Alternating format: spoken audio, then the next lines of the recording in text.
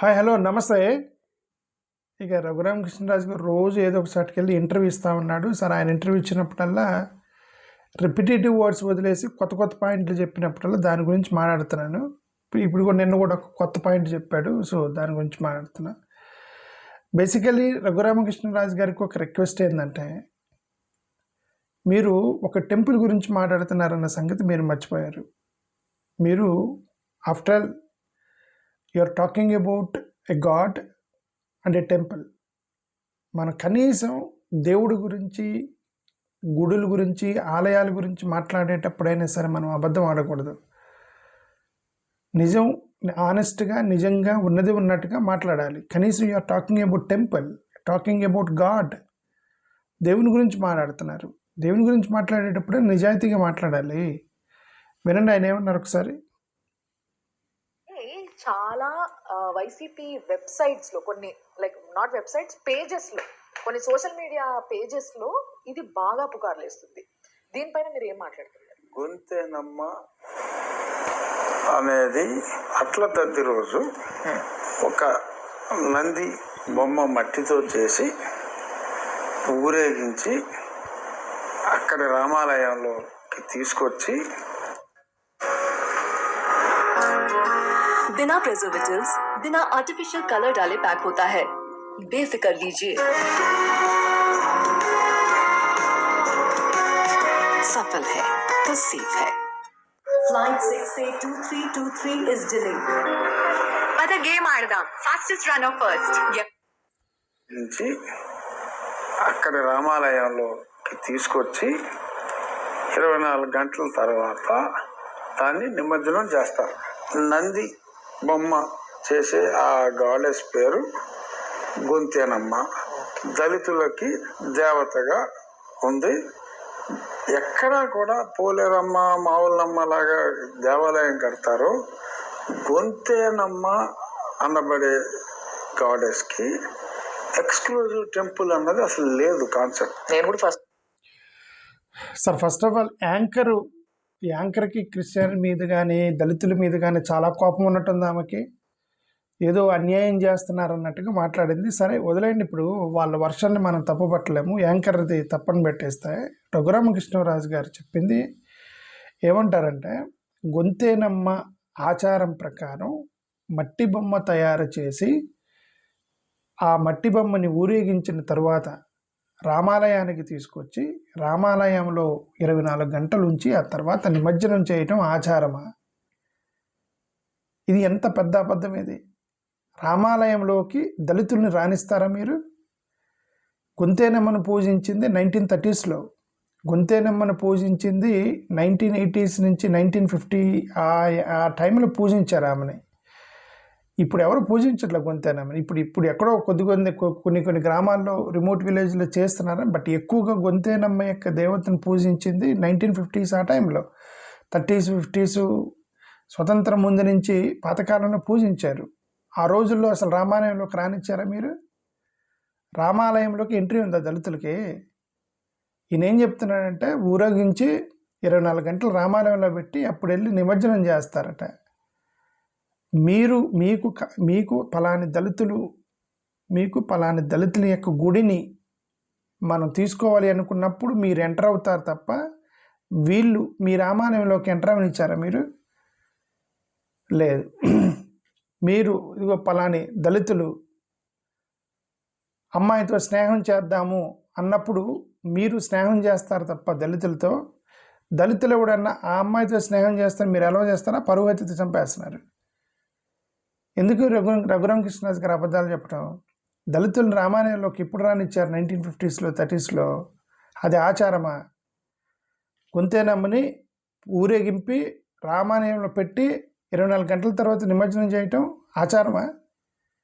అదొక పొరపాటు. నేను అదే చెప్తున్నా. కనీసం మీరు దేవాలయాల గురించి, రాముడి గురించి మాట్లాడేటప్పుడైనా సరే కనీసం ఆనెస్ట్గా ఉండండి. అబద్ధం వద్దు.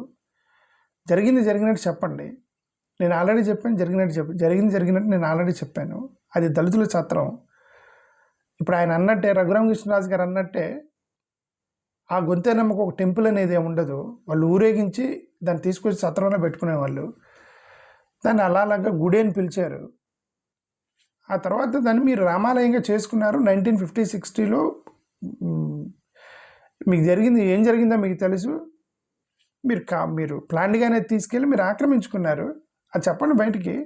ఇప్పుడు ఎలాగో గుంతేలమ్మ పూజ చేయట్లేదు కాబట్టి మేము తీసుకున్నాం రామాలయం, అది చెప్పండి. అంతేగాని ఇది ఒక ఆచారం, అది రామాలయమే, పురాతన కాలంలో రామాలయం, వీళ్ళు వచ్చి అక్కడ పెట్టుకున్నారు, అడుక్కున్నారు అని ఈ అబద్ధం చెప్పడం పొరపాటు. అది నేను అదే చెప్తే, కనీసం దేవుళ్ళ గురించి గుడుల గురించి మాట్లాడేటప్పుడన్నా ఆనెస్ట్గా మాట్లాడాలి. మిగతా రోజు ఎట్లా రాజకీయాల్లో ఎట్లా అబద్ధాలు ఆడతారు, రాజకీయాల్లో, సమాజంలో, పోలీస్ స్టేషన్లో, లాయర్ల దగ్గర 100 అబద్ధాలు ఆడతారు. కనీసం దేవుని దగ్గర నిజాయితీగా ఉండాలిగా మనం. నా ఉద్దేశం అది. అది కాకుండా ఇంకో కొన్ని కామెంట్లు చేశాడు ఆయన ఇంటర్వ్యూలో. ఆయన మొత్తం వినిపించట్లే, ఎందుకు, దేస్ నో పాయింట్. అవన్నిటిని గురించి మనం ఇంటర్వ్యూలో ఆయన మాట్లాడినవన్నీ కూడా అనవసరం. బట్ ఆయన కొన్ని కామెంట్లు చేశాడు. ఇది ఆ కామెంట్లు ఏంటో చూద్దాం ఉండండి. ఇంకా ఆ ఇంటర్వ్యూ జోలికి వెళ్ళకుండా ఇదేమన్నాడు, గొంతేనమ్మ గుడి లేదు, రాష్ట్ర వ్యాప్తంగా రామాలయాల్లో పెట్టి నిమజ్జనం చేస్తారనేది ఒక పెద్ద అబద్ధం. అది ప్రతిసారి సాక్షి రాసిన దాన్ని రిఫర్ చేస్తున్నాడు. సాక్షి రాసింది ఏంటి? సాక్షి రాస్తే అదేమైనా ఆథెంటిక్? అది ఒక న్యూస్ పేపరు. సాక్షి పేపర్ అనేది ఒక న్యూస్ పేపరు. వాళ్ళు కూడా జర్నలిస్టులే, వాళ్ళు కూడా ఒక పొలిటికల్ పార్టీని సపోర్ట్ చేసే జర్నలిస్టులు. వాళ్ళు కూడా మీరు అపోనెంట్లు ఉన్నారు కాబట్టి దాన్ని ఏదో రాసి ఉంటారు వాళ్ళు. బట్ దాన్ని ఆథెంటిక్గా తీసుకుని సాక్షి రాసింది కాబట్టి మాకు ఫండమెంటల్ హక్కు ఉంది, అది రాజ్యాంగం కాదు కదా సాక్షి పేపరు. మీ ఏబిఎన్ ఆంధ్రజ్యోతి అలాగనే అది కూడా ఒక పేపరు. ఓకే, ప్రతిసారి సాక్షిని చూపించి సాక్షి రాసింది అని హైలైట్ చేయడం అనవసరం. అది వాళ్ళు చూశారు, అక్కడ గుడింత పాడిపోయింది, వాళ్ళు పేపర్లో రాశారు. వాళ్ళు కూడా డీటెయిల్స్లోకి వెళ్ళి చూసి ఉంటారు కదా, వాళ్ళకు కూడా తెలియదు కదా ఏం జరిగింది అనేది. వాళ్ళకు కూడా ఈయన ప్రతిసారి సాక్షిని బయటకు లాగుతున్నాడు. రెండోది, దళితుడు క్రిస్టియానిటీ తీసుకుంటే దళిత క్రిస్టియన్స్ అవుతారా? అవరు. రాజ్యాంగం ప్రకారం దళితులు వేరు, క్రిస్టియన్స్ వేరు అన్నారు. ఓకే, అసలు ఫస్ట్ ఆఫ్ ఆల్ దళితుడు అనేది రాజ్యాంగంలో లేదు. ఎక్కడుంది దళితుడు అనే పదం? రాజ్యాంగంలో ఉందా? అసలు దళితుడు అనే పదమే రాజ్యాంగంలో లేనప్పుడు ఇక దళితుడు వేరు, రాజ్యాంగం ప్రకారం దళితుడు వేరు, క్రిస్టియన్ వేరు, ఈ థియరీ ఆడి నుంచి వచ్చింది? రాజ్యాంగంలో ఎక్కడైనా దళితులు అనే పదం వాడారా? అది మనం పిలుచుకుంటున్నారు షెడ్యూల్ క్యాస్ట్ దళితులని. ఇప్పుడు బీసీసీ రిజర్వేషన్ ఇస్తున్నారు, అదేంటిది? రాజ్యాంగం కదా, రాజ్యాంగం విరుద్ధంగా ఇస్తున్నారా బీసీసీ రిజర్వేషన్? మరి ఆ బీసీసీ రిజర్వేషన్ ఏ ప్రాతిపదికన ఇస్తున్నారు? వీళ్ళు కూడా దళితులే, మతం మార్చుకున్నారు ప్రాతిపదికన కాదు బీసీసీ రిజర్వేషన్ ఇస్తున్నారు అంటే అర్థం వాళ్ళు కూడా దళితులే కదా. నువ్వు 1950 దగ్గర ఆగిపోయావు. 1980s 90sలో బీసీసీ రిజర్వేషన్లు ఇచ్చారు.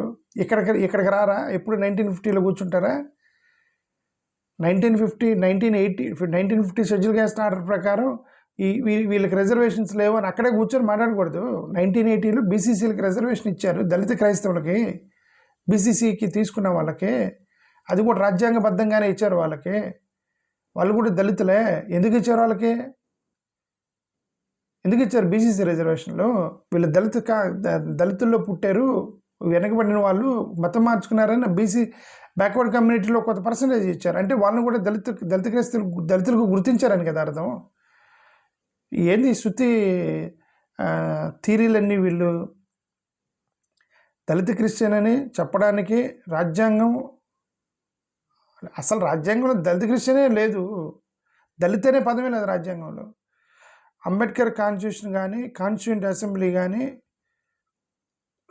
అసలు ఫస్ట్ ఆఫ్